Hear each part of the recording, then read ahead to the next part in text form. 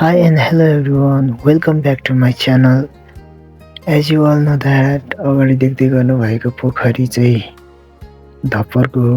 तपाईहरुले भिडियोमा देखिरहनु भएको छ बारम्बार र आज चाहिँ म धप्परमा यस पोखरी चाहिँ भर्खर बनेको भएर यस पोखरीको लागि लुङ्दा र त्यहाँ धुप बाल्दै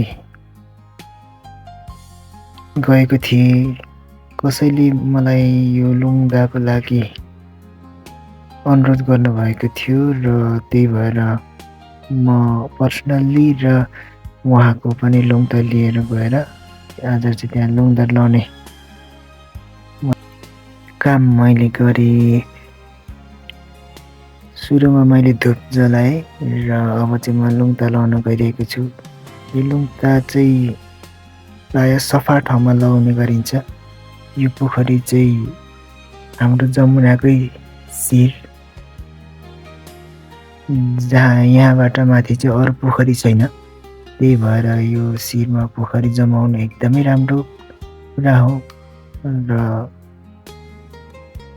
यसको राम्रो होस् भनेर सबैको भलो होस् सोचेर मैले चाहिँ लुङ्दा लाउने निर्णय गरेँ र एक्लै गएको थिएँ।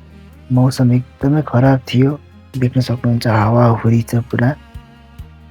यहाँ पुरा पानी परिरहेको थियो र पनि म गएर लाएँ। यहाँ तपाईले एउटा मिराकल देख्नुहुन्छ, भनेको एउटा परिवर्तन पाउनुहुन्छ। मैले यो लुङ्दा लाउँदै गर्दाको मौसम र मैले लुङ्दा लगाइसकेको पछिको मौसम म देखाउनेछु तपाईहरुलाई। मौसम यस्तो मजाले चेन्ज आएको थियो, म पनि थोरै अचम्मित भइरहेको थिएँ। यो लुङ्दाको चाहिँ आफ्नै विशेषता छ। यो लुङ्दा जति हावासँग फरफराउन सक्यो उति नै राम्रो भनिन्छ। यो लुङ्दामा 5 वटा कलर छ। त्यो 5 वटा कलरको आफ्नो आफ्नै विशेषताहरू छ, आफ्नो आफ्नै महत्त्व छ।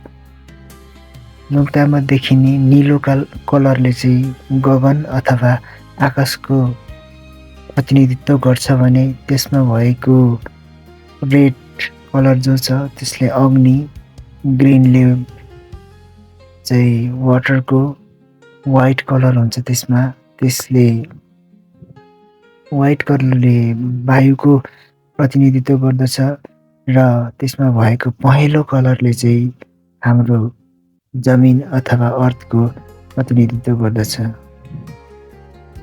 यो मैले लुङ्दा लाउँदै गरेर एकैछिन बिचीको मौसम हो।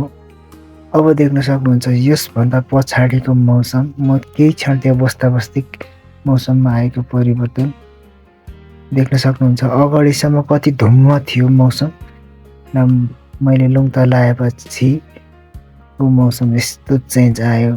म पनि खुसी भएँ। 1-2 घण्टा लाग्ने बाटो हिँडेर यस्तो खुसी मिल्छ भने किन नहिँड्ने भन्ने लाग्छ मलाई चाहिँ। म चाहिँ एकदमै आनन्द मनले त्यहाँ बसेर एकछिन बसेर चाहिँ म आफ्नो कामतिर फर्केँ। मेरो अरू पनि काम थियो। त्यही हो गाइज, अब भिडियोलाई यहीँ अन्त्य गर्न चाहन्छु। भिडियो आउँदैछ, क्रमिक रूपमा भिडियो आउने क्रम छ। माया गर्दै गर्नुहोला, सक्दो सहयोग गर्नु, सपोर्ट गरिदिनु होला च्यानललाई पनि भन्दै आजको भिडियोबाट म पनि बिदा लिन चाहन्छु। हवस् त, नमस्ते, बाई बाई।